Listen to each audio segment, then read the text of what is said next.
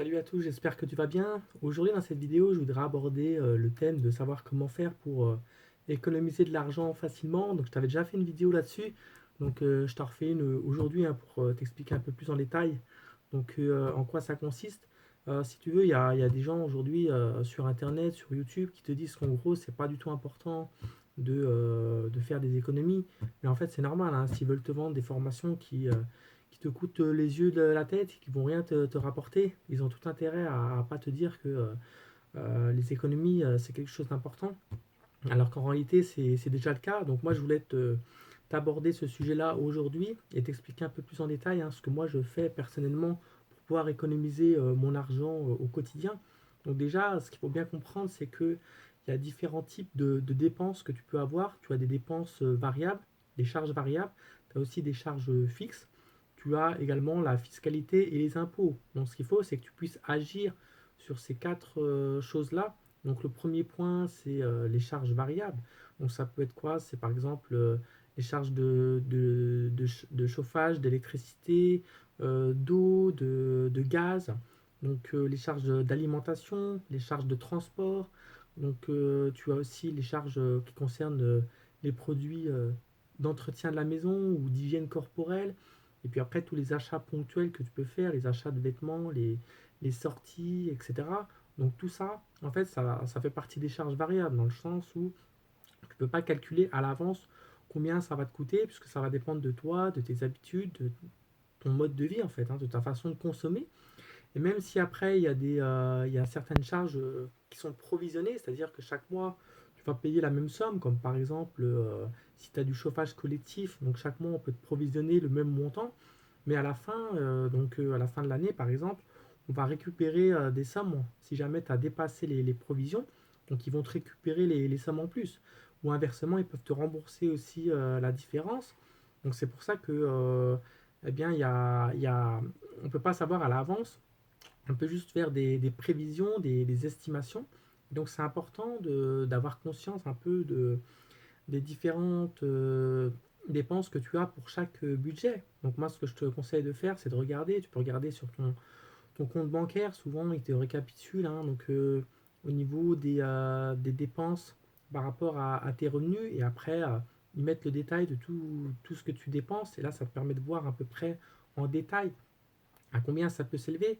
Et après, il suffit d'agir hein, sur chacun de ces points-là. Donc les trois postes les plus importants, en fait, c'est quoi? C'est l'alimentaire, c'est aussi le transport, et puis c'est après tout ce qui est chauffage en hiver. Donc si déjà tu arrives à réduire ces trois postes-là, donc l'alimentaire, après c'est assez simple, hein, si tu veux, tu peux aller dans des magasins hard discount qui vendent souvent les mêmes produits que des magasins traditionnels, sauf que c'est moins cher. Après, bien sûr, pour pouvoir faire des économies au niveau de l'alimentation, je ne te conseille pas d'aller trop souvent au restaurant. Donc, essaie d'acheter au maximum. Ou alors même de faire ton jardin, si t'as ton propre jardin, c'est encore mieux pour certaines choses. Mais autrement, achète par toi-même et puis après cuisine aussi, cuisine par toi-même et tu emmènes après si jamais tu dois emmener ça à ton travail. Et puis aussi profite si tu as des avantages avec ton travail en tant que salarié, profite de tes chèques restaurants où tu peux acheter de l'alimentaire avec, même si c'est limité souvent hein, à deux tickets deux tickets restaurant maximum ou alors limité à un certain montant. Mais profite de ça. Si tu as pareil, des cartes vacances, profites-en. Même pendant Noël, souvent on te donne des tickets Noël. Donc ça te permet, si tu veux, de ne pas sortir d'argent de ta poche. Et après, pour le reste, bah, fais en sorte aussi de vérifier le prix au kilo ou à l'unité. Parce que souvent, effectivement, il peut y avoir des écarts de prix assez importants. Donc, fais en sorte aussi de savoir un peu ce que tu manges au quotidien pour ensuite prévoir des menus éventuels que tu fais pour la semaine, que tu prévois par exemple pour la semaine. Ça, c'est aussi quelque chose qui peut être avantageux. Après, regarde les produits aussi qui sont remisés. Il y a souvent des produits remisés. Bien sûr, si ça t'intéresse, hein, tu n'es pas obligé d'acheter si ça t'intéresse pas.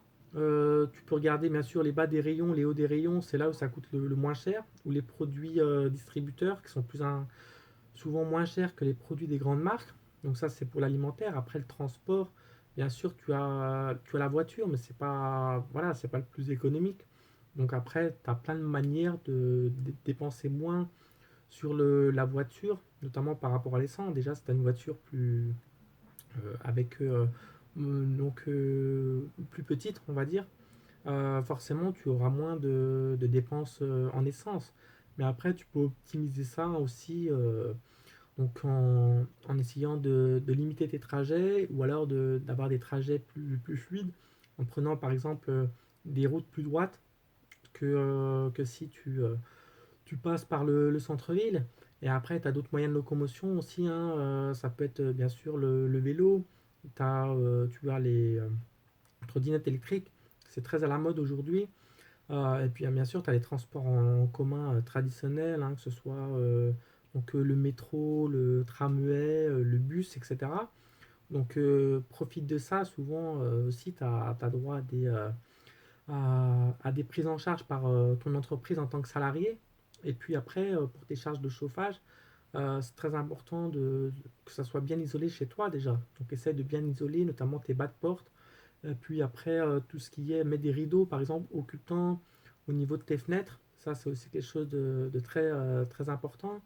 Et puis après, bien sûr, si tu es en chauffage collectif, c'est pas très avantageux pour toi parce que tu vas dépendre des autres, la consommation des autres. Mais après, si tu es en chauffage individuel, on diminue un peu la température. Il faut savoir que si tu diminues d'1 degré la température, tu économises en moyenne 7%, donc ce qui est quand même pas rien. Et puis après, tu as des petites choses à faire. Si tu as une chaudière, de l'entretenir régulièrement.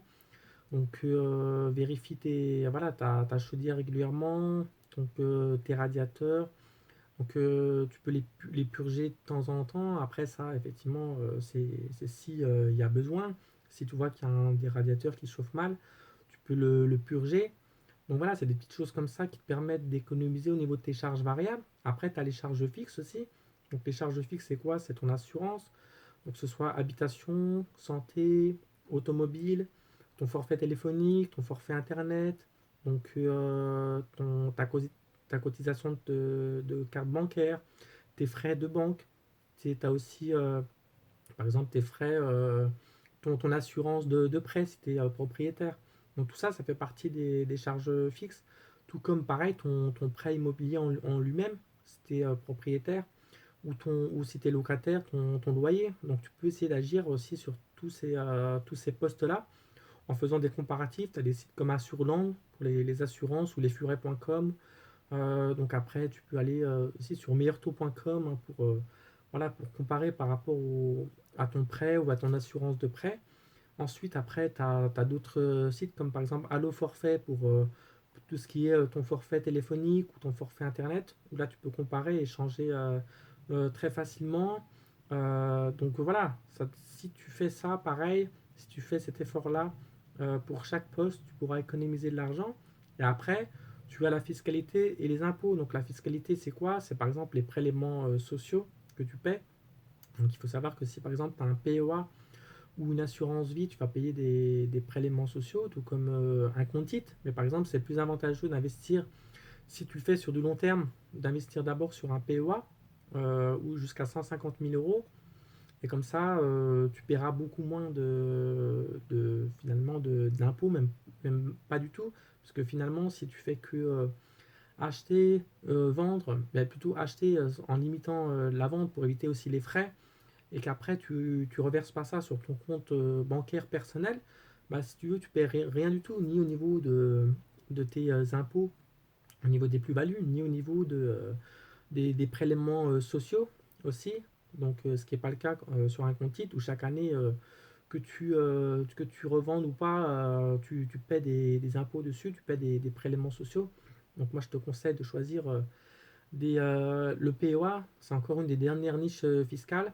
Après, d'être propriétaire, moi je pense que c'est toujours mieux que d'être locataire.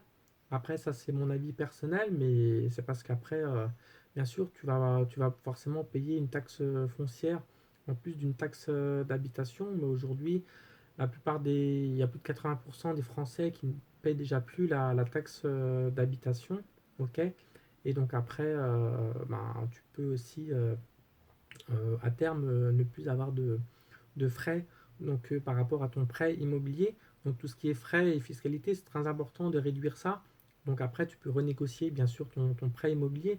Ça fait partie des charges fixes, mais on peut les mettre aussi dans les frais, puisqu'après, bien sûr, si tu paies moins de crédit immobilier, ça te permet aussi de payer beaucoup plus facilement le reste, ok? Et notamment les impôts, les impôts qui peuvent se limiter. Donc bien sûr, souvent, quand tu es salarié, ils te déduisent 10%.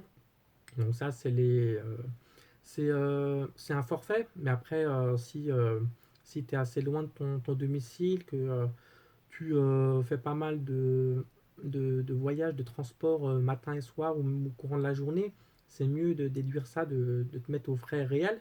Par exemple, ça peut être plus intéressant pour toi. Donc tu peux faire un comparatif hein, sur impôt.gouv.fr pour voir ce qu'il en est.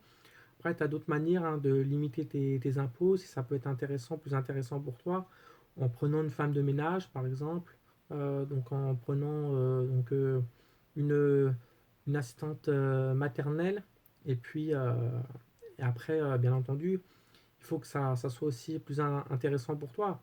Mais si tu veux, après, ce qu'il faut aussi comprendre par rapport aux impôts, c'est que de janvier à août, donc tu payes les impôts de l'année précédente et à partir de septembre, tu vas payer les impôts de l'année en cours. Donc si tu veux, de janvier à août, tu dois te concentrer au maximum sur faire des économies, sur rembourser un maximum pour que justement en septembre, si jamais tu as gagné plus, tu puisses aussi plus facilement payer le surplus au niveau de tes impôts. Et après, moi je te conseille pas forcément d'être prélevé mensuellement, mais plutôt de choisir le prélèvement trimestriel. Et d'ailleurs, pour un maximum de choses, je te conseille pas de te faire prélever, mais plutôt de payer à l'année.